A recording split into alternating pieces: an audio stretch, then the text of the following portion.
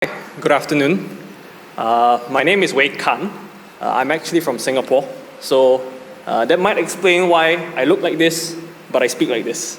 Right? 那我尽快介绍一下，就是在中文一下吧。不好意思，就是我是中文是属于没有那么专业。那我今天的分享就是在英文版啊，那也是不好意思对我这说中文的同事吧。So, thank you very much today to Yonyou for inviting me and the company to give a bit of sharing actually today in Nanjing. I think it's a very interesting opportunity to let different industry players all across the different sectors using the same or similar sort of ERP systems to come and collaborate, to discuss, and to share as well a bit of our perspective. Right? So today I come here with the mentality that I am not exactly an AI expert, but rather an AI practitioner. And what does that mean? How do I do this? How do I change the slide? Okay. What that means is that I come here a bit with the conference with the mindset to share a bit more about our company's perspective, our company's journey through ERP, as well as finally to exchange, to collaborate, and to hear a bit more from experts in other industries, right? Let me start with explaining a bit about our company background, and I promise this is going to be relevant for the content I will share after this, right? I'm from a company called OSP, so we are a Malaysian incorporated company with regional offices across Southeast Asia as well as China. So we were incorporated about 30 plus years ago, and our focuses is actually in three major sort of sectors in the industry, joint venturing with a European company known as ArcelorMittal. So ArcelorMittal is a steel mill actually based in Luxembourg and has been one of the oldest steel mills, more than 100 years. And what we represent is basically we are their Asia division. So for most of APAC, the Eastern Asia as well as Southeast Asia. And I actually brought to attention these three sectors, which is foundation, steel solutions, and energy and infrastructure, because these are industries that we are regularly and actively involved in. So we do a bit of procurement, we do supply, we do logistics, handling, we do construction and installation as well in certain companies. And so, like I promised, I was going to explain why this quick introduction of the company is very important, is because I think when you hear all these terms, the impression you get is that this is an extremely traditional industry, right? And the projects we do, basically, if you look at it very quickly, we're doing mostly steel products. We are not just representing the mill, but as well as representing both the local customers. We have a local office set up in each country in order to provide specifically tailor-made solutions for each region. And the point I wanted to bring through of why I needed to give the impression of the company is because traditional businesses like ours, in my opinion, have essentially changed. Right? What do I mean when I say a traditional business? I think we think of traditional businesses not just in terms of the products we provide, but also the way that the business is managed and operated, right? Our contracts, when we do business, we're looking at contracts in the millions or in the multi-millions, right? When you talk about steel, you talk about construction, infrastructure. This is all big contracts. But at the same time, you have an industry that is operating on very experience-driven decisions. So these are decisions that are done at the top level, very centralized, very localized, usually based off experience, based off gut, I would say sometimes, and actually rarely data-driven. Of course, there are exceptions to the rule, but from our experience, a lot of key major decisions are done using this process. And to me, moving forward in the 21st century and beyond, moving forward in an agentic AI sort of society, I see that the first thing we have to respond to as a company is that our markets are moving faster, our supply chains are getting tighter, there's a lot more corporate consolidation in our companies. Traders are starting to do construction, local construction. You see mills wanting to set up design teams. You see a lot of cross sort of, I would say, supply chain integration. And so, in my opinion, there needs to be all the more a more structured process, able to deliver trusted data, as well as scalable systems moving forward. We included this to share that this is not our first time actually in our ERP journey, making this shift. This is actually the third ERP shift that we've done. And a lot of times, what the thought process behind the change in the ERP is basically to integrate it with how the movers in the industry operate and think, right? So we started from a very founder-centric experience with ERP. So a lot of decisions being centralized to a few key people, very limited processes, very limited flows, matrix approvals, all not very mature, right? And slowly we shifted, as the business shifted to a wider international footprint, naturally, I'm sure a lot of you understand, we need more integration in our systems, in the way that we operate, in the way that we make decisions, in the way that we even approve or make certain simple manual processes, right? So today, working together with Yonyou, actually our company is looking forward to moving to even further regional growth, even more scalable data, and of course, AI readiness. I come back to the point of me trying to share a bit about our experience. I hope that what we share today can be useful to you, even though our experience is, in a way, specific to our industry.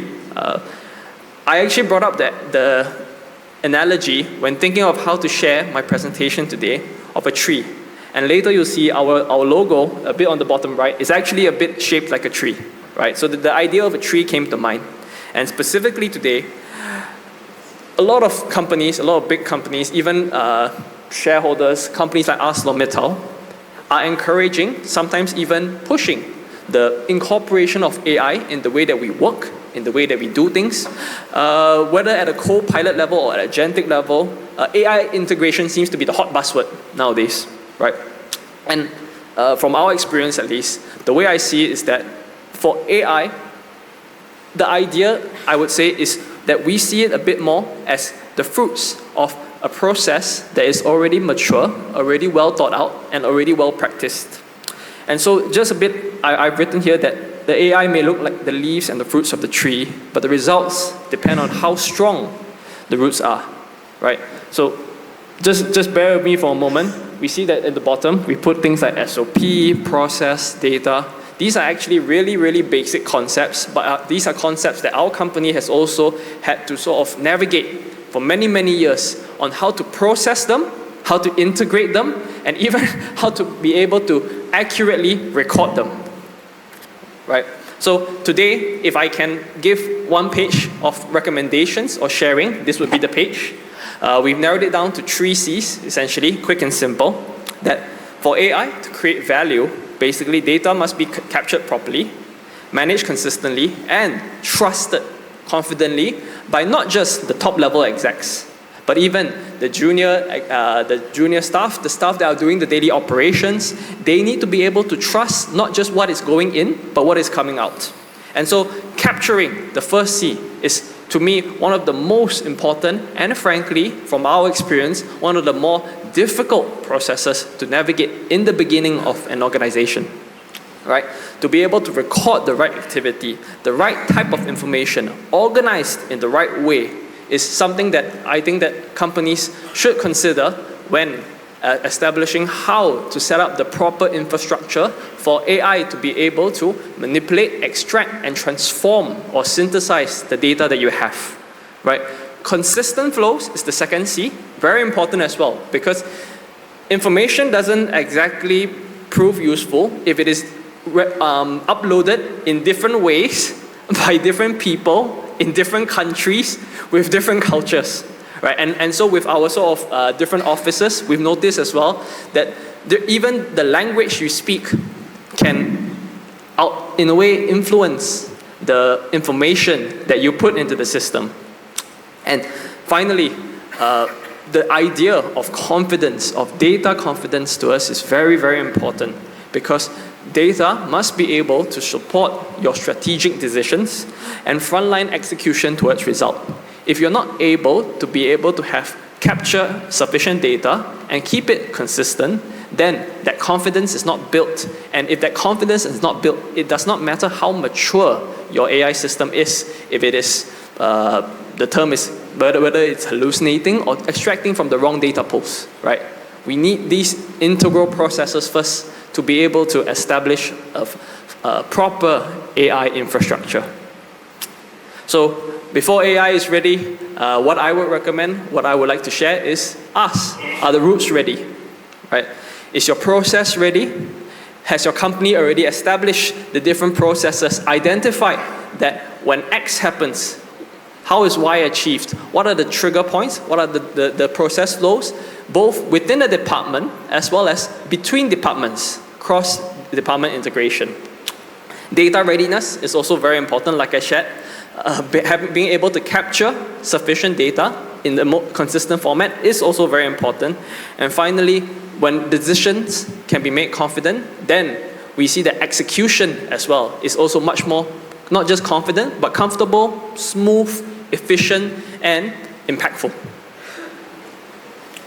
So to sort of consolidate all these big ideas that I've shared, ERP, in my opinion, is actually very helpful infrastructure from the operating point of view to be able to integrate all these channels, right? Because we talk about flow, data processing, control points, matrices, authorization processes, all these things, all in our opinion, we found have been very well consolidated in a mature as well as established ERP network. So ERP is not just a software, ultimately. It is ultimately your business infrastructure. It is the way that your colleagues interact with each other, the way that they process and execute, I would say, business decisions. So coming to that, the hardest part fundamentally actually is not usually the software. The software is usually much more mature, right? For our experience, the hardest part is usually the mindset of the people. When you have colleagues working for 20 or 30 years doing the exact same process and being asked to shift to a new system, that's challenging. That's when you know that's the real challenge of being able to integrate a new ERP. It requires discipline, not just from the staff to be regularly keying in information into the system, but also the management. Because if the management does not use the data processing or the ERP processing softwares, or it does not use it to make their business decisions, then naturally, if you are someone keying in the information and you see it going into a black hole, it's not very useful, it's not very meaningful to do that. And ultimately, we also believe that leadership on the AI infrastructure front is incredibly important, because if the leaders do not buy into the idea in your organization, then fundamentally, you are running a ship without its captain. So, in closing, I would like to say thank you very much for your time. Thank you very much for letting me have this quick sharing, at least from my traditional industry experience. To summarize, again, we see from our experience that ERP is not so much the destination, rather it is the part of the foundation. And AI is not just the first step, but rather the next step after discipline and trusted data are all being implemented into this overall system. So thank you, Yonyou community, and for inviting us to the GBIC. I look forward to collaborating and working with all of you to discuss potential opportunities or even means of cooperation.